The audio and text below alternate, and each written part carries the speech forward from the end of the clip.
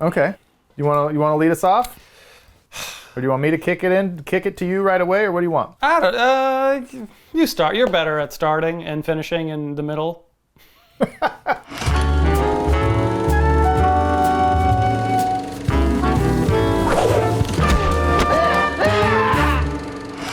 All right, well, thanks for joining us, everyone. We're here on the Bluff Council. Have Duran, Keith, Macri. This is how I always start the episodes. I take everything I just said back. I take everything I said. I just want to erase all of this. It's White Man Can't Jump. You got that big Z in your fro, man. What are you, the Black Zorro? What are you doing? I'm doing two things. What? I'm making them mad. Most guys don't play good when they're mad. Basketball. Look, you know you're embarrassing me. That's what you're doing. Yeah, well, that's the other thing I'm doing. I only have 4 words for you. White men can't jump. Woo! It's a movie that Keith loves. My favorite basketball player of all time, John Starks. He's the best, and my favorite. Probably, do you know, fun John Starks trivia? He was the first NBA player to ever hit 200 threes in one season. Wow, a record that stood for a really long Until time. next season. Didn't Steph just get 400? Here's Curry does it. 400 three-pointers. When you're John Starks, you got to take what you can You get. take what you get. One-time All-Star. He's like not even in the top 4 or 5 best Knicks of all time, and you've got him as the best NBA player of all time. No, I just say he's my favorite. He's not the best. He's second best. Okay. That's like me in DC. Me and my boy Doug Christie here. I was going to say I know Derek he's not the Coleman. best. What are you, a big Derek Coleman guy? Doug Christie's my favorite player of all time. Yeah, John Starks is my favorite. Shout out to Doug. Yeah. The glue that held those early Kings, those great Kings teams together. We know that Doug is a fan of the show, so thank you for watching, Doug. Thank you, Doug. A one-time Nick as well, and I'm a big Knicks fan because I'm a glutton for punishment. Truly. There's no more appropriate evidence of someone just hating themselves Yeah. than you being a Knicks fan. Yeah. It's just the perfect. We perfect thing. equally hate ourselves and have no self-respect whatsoever. Down to 2. Ewing. Not over the hit. And it's all over. White Man Can't Jump. White Man Can't Jump. Welcome. This is my new 10th favorite film of all time. And I had forgotten, much like we just talked about with Last of the Mohicans. It slipped my mind, not because I don't adore this film, but because it's hard. Make a top 10 list and see how difficult it is. It's not easy to really narrow it down. There's so many films you love, and this film meant so much to me. In 1992, it came out. I did not see it in 1992. I was 9. So I didn't see it at that time, but when I got to, 7th or 8th grade, I want to say, it opened my eyes to a lot of things, because I was a young kid, a basketball player growing up. I loved basketball, and I was like, oh, this is how you do it. You just talk a ton of shit. Everything. This is how you do This is how you everything. do in everything. life. It opened my. I was definitely too young to watch it when I watched it. Because it has a little bit of nudity in it, a lot of sexual things in it, a lot of swearing. Sex scenes just for the sake of sex Just scenes. to do It's it. It's great choices. While we're on here, one of my favorite lines of the film is, I'm gonna come back and I'm gonna put my mouth where this money is. Hang on, right here. so I was like, oh my God, this is assaulting all my yeah, no, I senses. know. It was like mind blowing. I was like, oh, what's happening? You ain't gonna be able to deal with that. Be quiet. Bring it on, bad boy. Excuse me, I'm talking here. It welcomed me into street culture. I played a lot of, this is going to make me sound like I'm cool, and I'm not, but I played a lot of street basketball growing up in many different neighborhoods, and it was sort of eye-opening to that experience as well, because it is it's a culture, it's its own basketball style, genre, culture. Baby, this here is outdoor ball. It's a little different from that country club shit that you used to. See, out here, when you shoot, you got to adjust for the wind. Because out here at the beach, baby, the wind can push the ball to the left or the right, 6 to 8 inches. You know what I'm saying? I adore the film. So, what is your introduction or meaning or attraction to this film? It's remarkably similar. I love this movie. I think this movie is so much fun.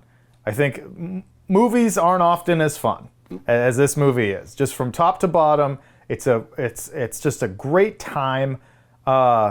Very similarly, I wasn't obsessed with basketball at a young age, But this movie kind of introduced that obsession to me. Like, this movie was really transformational, which is funny to say, but when you're 10 or 11, which is how old I was when I first saw it, it's just so much. It's such an assault in a good way for like a little boy, especially like a little white appearing kid that lives in a small town that isn't a very diverse place. And I was just like, oh my gosh, like this is really remarkable, the way these people are talking to each other, and the racial dynamics within that were clearly present, as it's addressed very clearly. Who you call an Opie, and all the you fucking geek, and all the trash talk to Woody. But it was done, I mean, for better or worse, in a very like playful way where there was a mutual respect, and so it was just like this really eye-opening experience. I was never big into team sports, as I think I said. I grew up in a martial arts household, so that's what the focal point was on. But this movie made me want to start playing basketball. I had never really played basketball, but I went out for the team, like in 7th grade, because of this movie. And I can remember practicing all of Wesley Snipes' dribbling moves in my dad's garage. Just really trying to nail that one where he does like the spin and he spins his body in the first championship match or whatever in the tournament. Yep. Never could perfect it. Never could perfect it. But I spent like weeks like just doing that same motion over and over again. Like, I got to nail this. Time in the dribble. I remember it. I'll still do it to this day if I go out to a basketball court. So hugely impactful. And then as I got older, I really did get into pro basketball and following it and learning all about it. And I got really into playing basketball. And much like you described, played a ton of street ball all over the place, including on those very courts in Venice Beach. So that's kind of a cool little story. Yes, Walter, yes. Hard goddamn work making you look so bad. What do you think this film does best? It's shot very adoringly. You can tell Ron Shelton, writer-director, loves basketball, loves the game, and it's evident throughout the way he shoots it and the way they put it together. But in the final big game against King and Duck, King and the Duck. the whole game is in slow motion. The entire game is in slow motion, and it's just the crossovers and the finger rolls and shot really close up, and it's just the beauty of that dance, which I think that anybody who loves basketball, and probably almost any sport, when you watch it and you know it and you see what's happening, it resonates with them. I love everything about that, from the beauty of the game to the streetball culture we're talking about, to all the sort of things that are probably kind of inside elements to people that love basketball, like even that racial stuff that I mentioned again. It was like, how many times I've been called white boy on a basketball court, but you don't take... There's no offense to any of it, or it's like, like I've played in very racially diverse games in different cities and stuff, and a lot of times a black guy passed me the ball on the 3-point line, and even if I'm not even ready for it, and I've heard them say like, oh, he's a white boy, I know he can shoot, and then it's like, well, I have to hit this three, I have to hit this three, or I'm gonna get run out of here. You have to continue the stereotype. yeah, exactly. It's like but this is not a bad thing to say in 2021, but there's a certain comfort to that world that we all know and are living in, and this movie reminds me of that. And besides that, I will say the script. I think the script is very funny. I think it's very, very sharp and clever. You want to run? You mean play basketball? No, we mean ice hockey. Get your tied butt up here, Gretzky. You've touched on, there's like 3 things I want to touch on, and I'm going to forget all of them and just ramble. So thank you for that. The script is outstanding. Just because it's the last thing you said, the script is outstanding because these are the type of films I want to make. A film that is honest, sincere, funny, and dramatic. It hits every sense. You might laugh in this movie, you may cry in this movie. There's heartbreak, there's love, there's friendship. There's so much packed into this, so many themes that are so well represented, all under the umbrella of basketball. The script, I think, is excellent. What I love about this film, what I think this film does best, is I think it really gets to the core of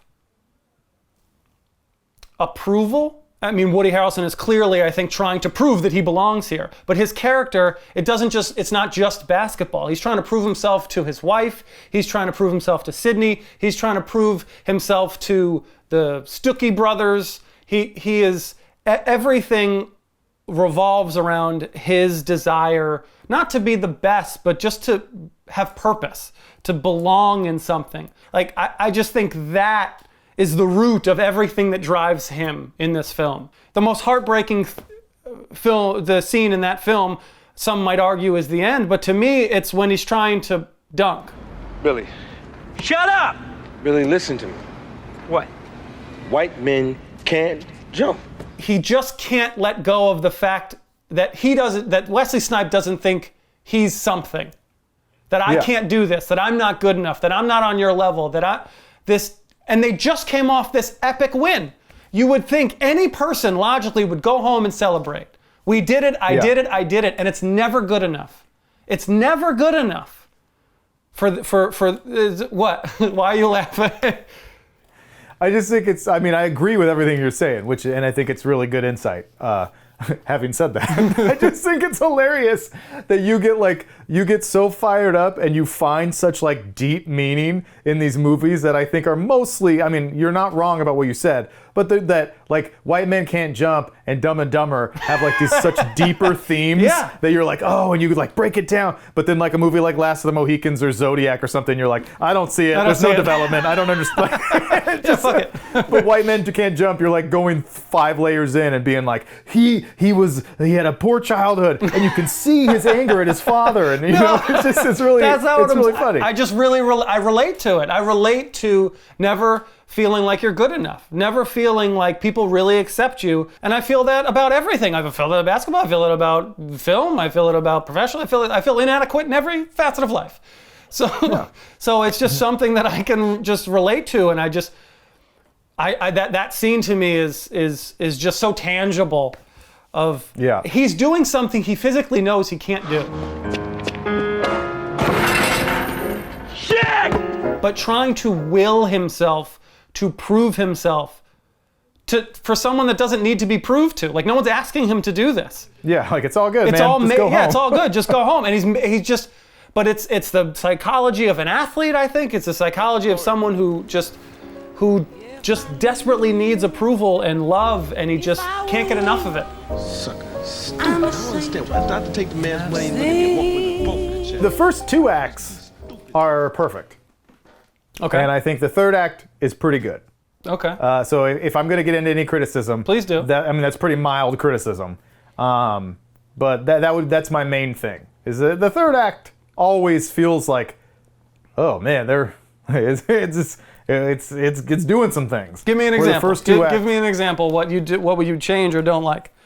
I don't know. I can't even say that I would change or don't like anything. I don't know what I would do better, which should speak to a little bit about like how minimal I mean this criticism. Yeah. I love the movie. I think it's almost a perfect movie, but for the 3rd act, where I just think it's a little jumbled. The resolution to the Stuckey brothers thing is a little random. Yeah. I don't want to say convenient, but it's just a little like, okay.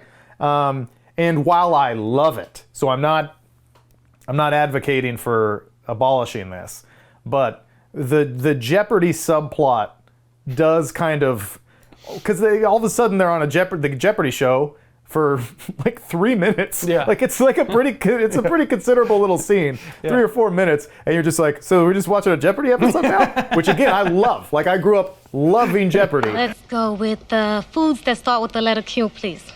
A game bird related to a partridge. Gloria. What is a quail? The realisticness of the security guard getting her in and on the show is a stretch. Again, I'm willing to look past that because it's also entertaining, and it's very nitpicky of me. But just that whole thing is just kind of like, okay, we've kind of abandoned what was mostly a very realistic story. Here's where I'll go next. We have to talk about race, probably. And now, 2 white guys discuss race relations on a very special episode of the Bluff Council. Their racial difference is not an like a core element of the story. Like the storyline itself does not hinge upon that. Like Correct. it's not like they have to have an in-depth conversations beyond the kind of funnier ones like Jimi Hendrix and those sort of things. Like clearly that's there, but it's not like an instigator for the plot is their race. But their dynamic their whole dynamic is based on their racial differences. Their character dynamics are, and a lot of comedy comes from that. I don't think it ever gets that heavy-handed. It doesn't. But that's what I like about. Like that's what I guess I'm trying to say is I think that's one of the best parts of the film is that the film just like does a good job of showing and presenting all things, like all sides of a race discussion at that time in 1992. Yeah. But I can't imagine today a film saying A white man wants to win first, look good second. A black man wants to look good first, win second. That is the most ridiculous piece of philosophical bullshit I have ever heard. it's part of their dichotomy and the part of their relationship, and it's what makes the film interesting. Those bumps, it's ugly. It's, you know, like it's ups and downs, and that's what I was talking about last in Mohicans. Like his whole character there is just smooth, but this is choppy. It's bumpy. It's difficult. It's, you know, it's tough. But at the end of the movie, this is a film about friendship. This is about friends and being there for one another despite these differences and their imperfections. They're all such imperfect people. Everyone is flawed in this film in different ways, and they come together for each other. They show up for one another. And you can't have that emotional satisfying of an ending without seeing those scars and those bumps and those bruises and, you know, throughout. And you're watching them work it out. You watch them work it out. You watch them have those tough conversations, or or not even conversations. You just see those examples. It doesn't even need to be like so overtly a conversation. Just like you just see the examples. But that's what I mean. Is I'm so glad that like there wasn't some plot crux or a pivot point or storyline where like Sydney being black kept them out of a tournament, or not that it would in the early 90s, but you know what I mean. It's like that sort of thing where it becomes the story, whereas the fact that these two characters are just able to have these conversations very realistically and frankly and jovially a lot of the time allows for really interesting conversations, and also like doesn't put, I think, like this tremendous weight of moral importance on it. Like they're not having these deep discussions about it. They're just a couple of guys talking shit about like, the different cultures. You can't listen to Jimmy. I listen to Jimmy. You know, white man can't jump. Like all this, like it's just, it's fine. But that's like, what's great okay about to talk it. about. And that's what's great. I think that was a reflection of the time, but you can't, I guess that was my original sort of thought process that I probably butchered to get to. But I don't that type of conversation I don't think is welcome in general populations, and definitely not in film.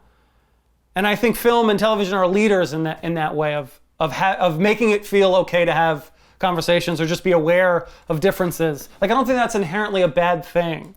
Where now it feels like it is a bad thing to just acknowledge it. When these guys are just openly, like casually, and no malice behind it. It's just we're learning together. We're learning about this. Like, I don't know. The no malice is important too, because that's another thing that a lesser film would have done, is they would have had a scene where like Woody says the N-word or something because he's really mad. No, you know what I mean? Yeah, no, you're right. I'm laughing like at the film, not the N-word. Like, yes, a shitty film would it's like I slipped out. Because then that becomes like a big part, and then their racial differences is a source of the rage that separates them. You know what I mean? Yes. And then it's about that. Yeah. And it never seems like it's about that in this movie. It's just this presence that's always there that they're having funny, interesting conversations about. Yes. Moving on. I made a list. I started, as I always do, I take notes. Yeah. And I try to write down like my favorite things or things I want to talk about. Usually things I want to talk about. But this one was just almost all lines. Like, it's so it's incredibly sort of like funny. Dumb and Dumber.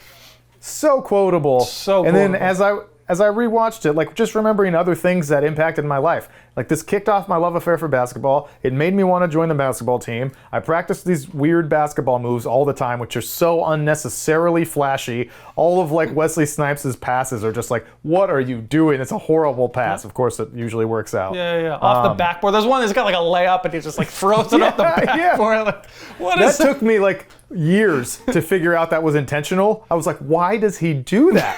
And then finally, like several years later, it's like, I guess it's a pass because they argue about it after. It's a pass. Nah, fuck this. Both you motherfuckers are crazy. I'm going to my car, get my other gun, shoot everybody's ass. I think Raymond's the best character in the movie. Get my gun, shoot everybody's ass. And then the best thing is that he comes back later at that end tournament. At one point, you just see Raymond in the crowd. He goes, yeah. Like, he's just really excited. I'm like, yeah, good old Raymond. Raymond is fantastic. I love when he goes, no, this ain't Raymond. Yeah. And that shopkeep, that store owner does such a great job where he's like, get the fuck out of here. Like, he's just like, Raymond, is that you? What the fuck are you doing? Yeah, it's that whole scene. I can't tell you how many times I've quoted so much of this. Me and my sister love this movie. And shoot everybody's ass. I'm gonna get my other gun. And it's just this little performance where it's like, and shoot everybody's ass. It's just the perfect. Yeah. Like I really believe like his reality is being shaken, and he's I'm gonna shoot everybody. Like I don't give a. Like, he is struggling to comprehend, and he really shows that. Like you really see that behind his eyes, where he's just like, everybody's making me look stupid right now. Yeah, I don't know what to believe. I'm just going to use violence. Like, I don't know what to do. Violence. The way to end this is to kill everyone. It's so really, really top shelf. Yeah. The first scene at the court where they're talking trash forever, like that gets a little redundant at some points to me. But there's so many nuggets of greatness in their shit talking. I just love when he says your mother's an astronaut. He talked about your mama, man. He playing you for a punk. He playing you and your mama for a punk, man. I wouldn't take it. Man. And I love that the guy takes so much offense to that. Like, that's the worst thing he's ever heard. My mother ain't no astronaut. Say it. My mother ain't no astronaut. Like, I think that is the funniest thing. For whatever in the early 90s, insulting someone's mother was it. Yeah. Like, I don't think kids today will realize how protective people were of their mothers. Like, yo mama jokes were a real thing. There was its own industry. It was a thing. Yeah, it was like, and I feel like this film put that on the map from our mainstream perspective. It's crazy. Your mama's so fat. Your mama's so fat she wakes up in sections. My favorite one is I told your mother to act her age and the bitch dropped dead. I mean, that's really funny. I saw your mom kicking a can. I asked her what she was doing. She said moving. The move, just and dragging it out.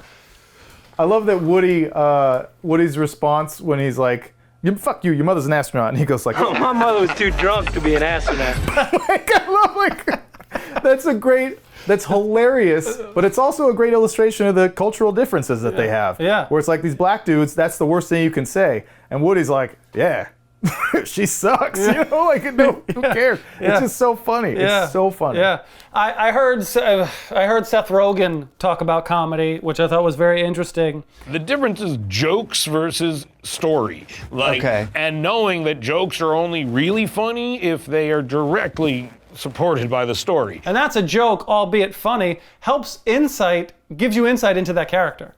His mother being a drunk, funny, but his response to it being sort of nonchalant, you know they don't have a good relationship, you know he's not defensive of her, you know he's had a tough in one line. You learn a lot about Woody Harrelson's character in that throwaway line that people just may remember as a joke. But that's how intelligent comedy is in general. People don't give comedy enough credit. Fuck you. The combination of the time period and the fashion, which is so hilarious. I mean, the fashion is next level hilarious. So dudes that clearly think of themselves are hardcore are wearing like bicycle leotard shorts and midriff shirts and those weird little caps turned up. Wesley Snipes hats are unbelievable. The two tank tops at once that are, corresponding colors. Yeah.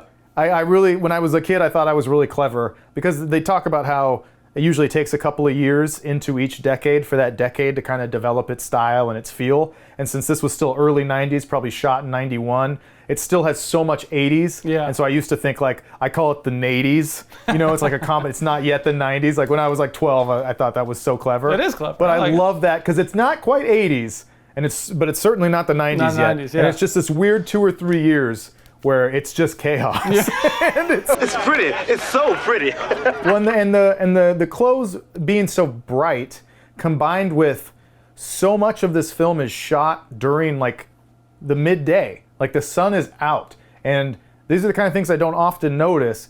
But it brings it all works to making it this positive, fun time. I'm not straining to see anything. There's not like dramatic shadows. Like this isn't that kind of movie. I understand, but that you can it's a day in the park. This movie is a day in the park. Every basketball game is super well lit. There's no confusion. Like it goes a long way. Yeah. And who knows if that was all completely intentional, but just the entire vibe and visually, it's just an upper. It's just an upper. Yeah, the aesthetic of this film is fantastic, and it leans into the themes of the film. We can guarantee victory, huh?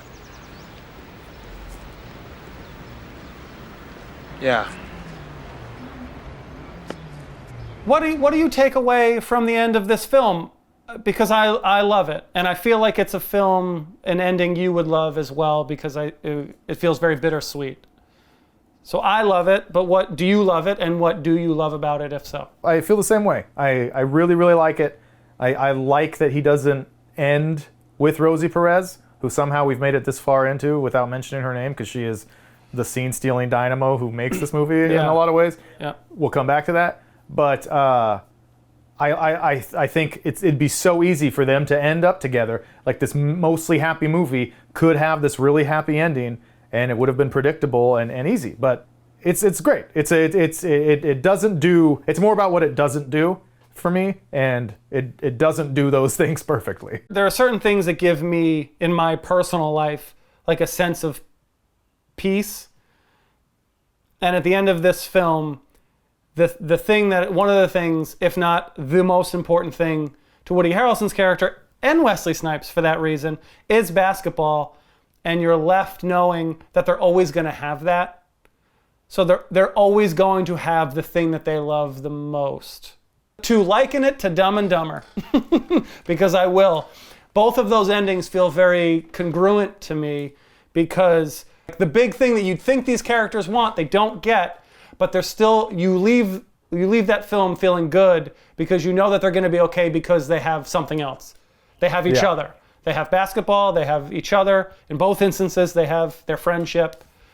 Yeah. And you feel good about that. That's enough for you to get by. Yeah, it's great because Woody in particular fucked up so many times. Yeah. Like he just can't get out of his own way. And the second time he does it, it's incredibly frustrating. Much less the third or fourth. Like you're like screaming at the last television. time. Like, The last time. Stop it. Yeah. Stop it. So like, it's good that it shows that has consequences. Yeah. That like he gets back with Rosie after Jeopardy and they reconcile, but then he's gonna go do it again. Yeah. Even though we all want him to and think he should as the viewers, it's not a great decision on his part, so he shouldn't be rewarded after that. You can't fuck up 4 times, 5 times. Yeah, just, and be keep okay. breaking this girl's heart and expect to end up with her. He made his decision, and for better or worse, that's the way life's gonna go. I don't need the money. I don't want the money. What do you want? I want you, you stupid son of a bitch. So you're right. We should talk about Rosie Perez. I feel like this was my first introduction to her, and I feel like, was this the thing? What an introduction! She's amazing in this film, amazing. But am I missing something? Is this like, to me this is the role this is her role. You know, this is the iconic role. When I think of Rosie Perez, this is the role that I think. Or am I missing something? I don't think you're missing anything. I mean, to me, like, I know this is wrong because she's had a long career, but it's damn near the only thing, which I think is a crime because she is remarkable. And I think this should have made her the biggest star in the world. Like, Woody and Wesley are both great, but if she's on screen, you're looking at her. her energy and her spunk, Yeah. her sexuality. I mean, everything about her is like at 11. If I'm thirsty, I don't want you to bring me a glass of water. I want you to sympathize. I want you to say, Gloria, I too know what it feels like to be thirsty. I too have had a dry mouth. I want you to connect with me through sharing and understanding the concept of dry-mouthedness. Obviously, in this film, she is fantastic. I feel like, unfortunately, I bet her voice held her back, even though it's like her such unique trademark. You know what I think held her back? What's that?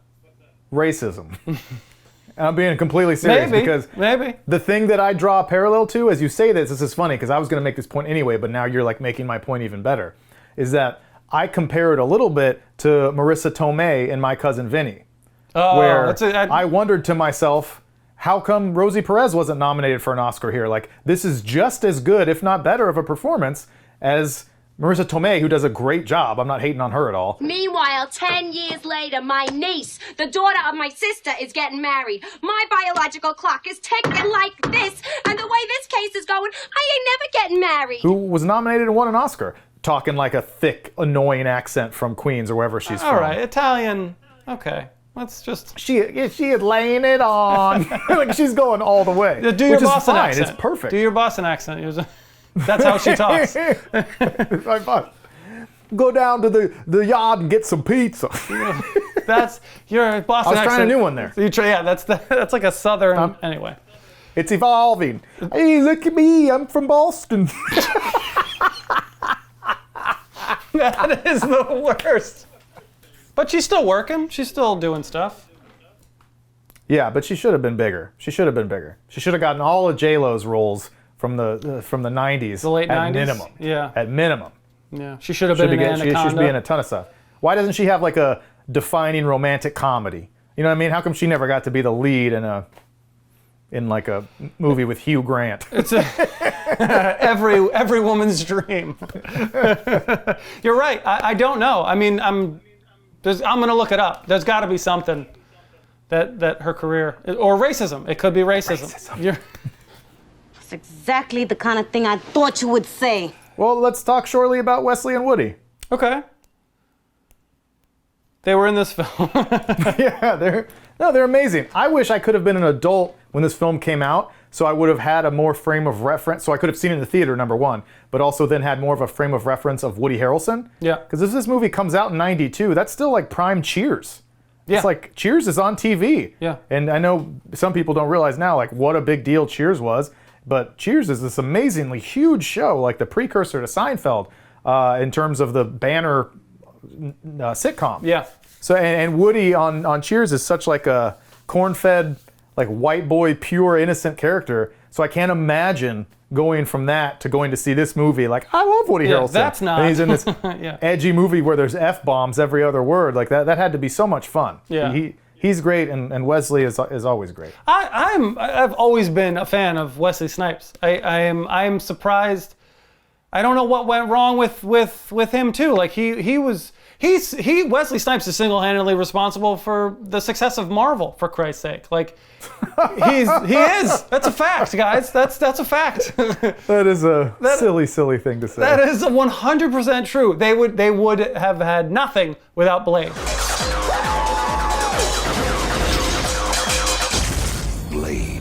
Nothing. They wouldn't have eventually come around? No. They wouldn't. That was it. That was the last straw. That was the last. Google it. And if you're a Marvel fan, you probably already know. He was instrumental. Maybe they would have figured it out without him, but Blade was a huge part of Marvel's success and be able to come back because they had sold everything off. And they weren't taking control of their films anymore. It was a whole thing. And then that was their first film where it was a Marvel film, and it made money. And Blade's a great movie. I love Blade. I'm a huge Blade fan. So yeah. So but I always I think he's such a fun. He's like a black Brad Pitt to me. Like he's just like a fun time. Like he's a good actor. He's a fun presence on screen. Like he's just good. He's just good in mostly everything. He's a very good actor. Yeah, I think he's a really underappreciated for his acting talents. I agree. I don't know. Yeah, and I'm just not sure why. Why people the tax evasion thing? Is that the joke? He had those legal problems, but he also is his reputation is of being incredibly difficult. And Wesley Snipes was going crazy. He would only answer to the name Blade. You couldn't call him. He would only answer to Blade. But just like almost psychotically so, where by the time they were doing Blade 3, he wouldn't even be on camera at the same time as like his stars. Wow. So like all like his co-stars, like Ryan Reynolds and Jessica Alba? No. Beale? Seventh Heaven, yeah, Beale. Sarah Parker? Yeah, but like, so if you watch that movie, all the shots of Wesley Snipes are just like of his face. Like, I have not seen Blade. Trinity, right? It's 3? Trinity, yeah. But it's like that sort of reputation where it's like he was kind of an asshole and he had these legal problems, so it spiraled a little bit. But so happy to see him pop up again in that Dolomite movie from a year or two ago. And he's gonna be in Coming to America. He's super funny in that. He's great. Yeah, he's gonna be in Coming to America too. Yeah, good. So excited to watch that one and talk with you about it. Oh, I cannot wait for that. Prepare the royal jet. We are going back to America. Oh, hell no, Your Majesty. I got a question. Yeah. It seems like a high gamble that their entire hustle was based that these guys that they were playing against were always going to pick Woody Harrelson to play. I'll let you pick my teammate. I'll let you pick anybody out here. But I think that's the commentary on race. If there's all black people at a basketball court, they're going to say you're going to pick someone. They're going to give you the white guy because they're going to assume that white guy can't be as good as the worst black person on that court. I get that. That's the point. And I understand that, and I think that's right. Like, the odds are. But the second time, they're putting up $1,700, and Woody's not even coming. He's not even off the train, basically. He's up there on the stairwell walking in, and they see him from like 3 streets over, like, you got that guy. Yeah. And then it's like, I don't know. That's a lot to gamble. It's a lot to risk on that. And also, I would say that white or black, whoever's playing streetball on a court, there's always one guy there that everyone knows is ass. So like, I know that even if they're all black dudes, they got that one guy there that's like kind of someone's little cousin who can't even dribble straight. Like, I'm just saying, it's believable, but it wasn't the best gamble. You didn't have, if you're putting up $1,700. Well, that's just your opinion of how you would gamble. The statement from a film standpoint, the film is making a clear statement on why they are picking Woody Harrelson. That's like the crux of the film.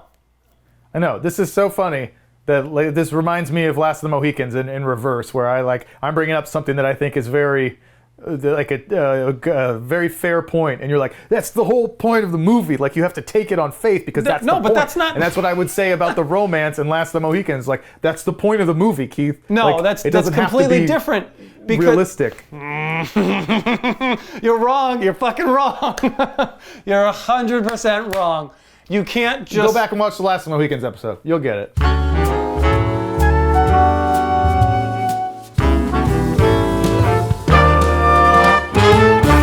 Nah, fuck this. Both you motherfuckers are crazy.